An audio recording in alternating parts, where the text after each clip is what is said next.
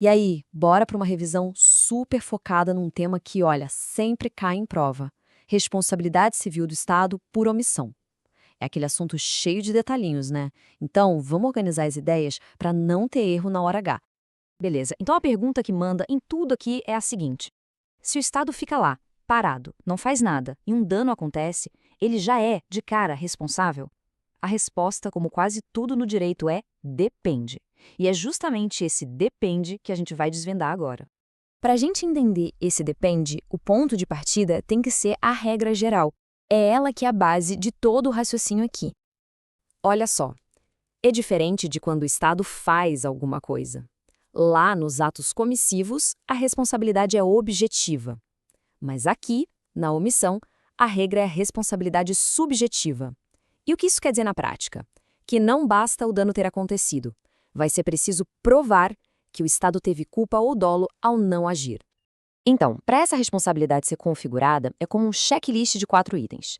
Todos eles precisam estar presentes e provados. Primeiro, a omissão. Segundo, a culpa do Estado. Terceiro, o dano. E por último, um ponto super importante, o nexo causal, ou seja, a ligação direta entre a omissão e o dano. Faltou um desses? Já era. Não tem responsabilidade. Gente, atenção aqui. Esse slide resume o que é talvez o ponto mais crucial para qualquer prova. Se a questão falar em omissão do Estado, qual é a regra? A resposta tem que estar na ponta da língua. Responsabilidade subjetiva. Anota isso, grifa, porque é o começo para resolver a maioria das questões sobre o tema. Beleza, mas aí vem a pergunta, né? Como é que se prova essa tal culpa do Estado? Na maioria das vezes, o caminho é demonstrar que houve uma falha na prestação de um serviço que o Estado deveria ter oferecido. E essa falha pode acontecer de 3 jeitos. Primeiro, quando o serviço simplesmente não existe. Pensa na falta de manutenção de um bueiro que acaba causando uma enchente. Segundo, quando o serviço até foi prestado, mas de forma bem ruim, tipo uma operação tapa-buracos mal feita. Ou terceiro, quando o serviço demorou demais para chegar, foi tardio. Certo, mas não é só isso. A análise vai um pouco mais fundo. A gente precisa entender uma distinção que o STF faz e que é super importante. Nem toda omissão vai ser tratada do mesmo jeito. E aqui a gente vê essa diferença de forma bem clara. De um lado, tem a omissão genérica.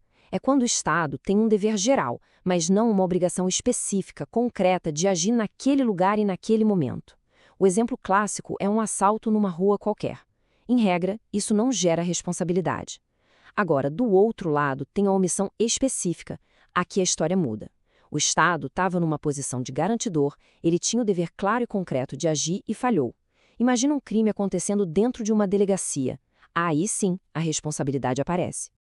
Ok, agora vamos pegar toda essa teoria e aplicar num caso que, olha, é um clássico de prova: o crime cometido por um preso foragido. A pergunta que despenca em concurso é essa: o Estado tem que arcar com a responsabilidade pelos crimes de alguém que deveria estar sob sua custódia, mas conseguiu escapar? Olha, a resposta para essa pergunta está toda no nexo causal. A chave é analisar a ligação direta entre a fuga e o crime. Se o crime acontece logo na sequência da fuga, fazendo parte do mesmo evento, por exemplo, o fugitivo rouba um carro para escapar, aí o nexo causal é direto. Nesse caso, o Estado responde sim.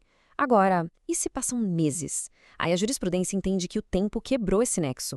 A causa do dano passou a ser a conduta do criminoso e não mais a falha do Estado lá atrás. E aí, o Estado não é responsabilizado. Bom, até agora a gente só falou da regra, que é a responsabilidade subjetiva, certo?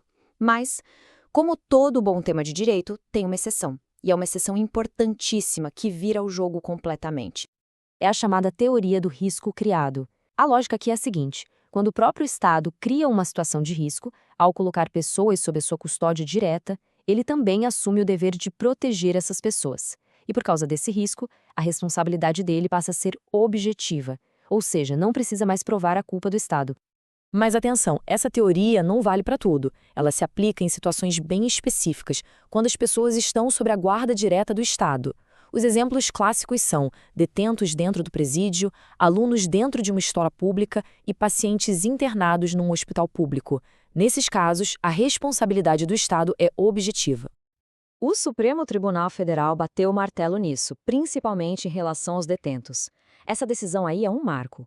O STF disse com todas as letras que o Estado tem um dever específico de proteger a vida e a integridade dessas pessoas. Se ele falhar, a responsabilidade é objetiva. Beleza, pessoal? Para fechar, vamos fazer aquele resumão final, rápido, direto ao ponto, com tudo o que precisa estar na cabeça na hora da prova. Então, vamos amarrar tudo. Primeiro, qual a regra geral para a omissão? Responsabilidade subjetiva. Segundo, essa responsabilidade surge na omissão específica. Terceiro, no caso do preso foragido, tudo depende do nexo causal ser direto. E, por fim, a grande exceção, a teoria do risco criado. Aqui a responsabilidade vira objetiva para pessoas sob a custódia do Estado. Guardou? Regra é subjetiva, exceção para custodiados é objetiva. E para a gente terminar, fica uma reflexão que vai além da prova. Esse dever geral de proteção que o Estado tem, será que ele deveria sempre gerar uma responsabilidade objetiva em qualquer falha? É um debate bem interessante sobre até onde vai a responsabilidade estatal. Com isso, a gente encerra essa revisão, foco total nos estudos.